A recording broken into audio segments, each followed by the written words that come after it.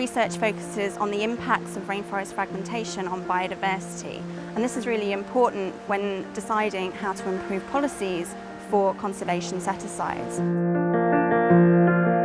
Oil palm is the most productive vegetable oil crop that we have. It's around 6 times more productive than the next best thing. We use vegetable oil in loads and loads of things, from bread to chocolate, and then our cosmetics and detergents and cleaning products. But the main problem is that it grows really well where rainforests grow, and so what you get is large areas of cleared land in order to expand oil palm plantations.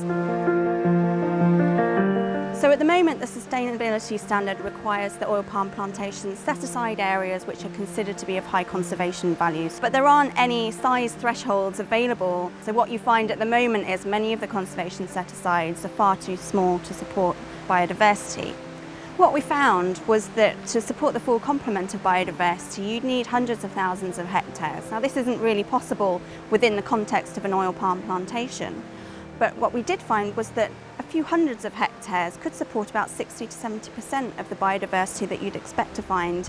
And what's important about areas of this size is that they're able to support forest regeneration. So the dominant species of trees are able to fruit and seed themselves and keep the forest going. NERC has been supporting my research ever since the start of my scientific career. So I had NERC support for my PhD.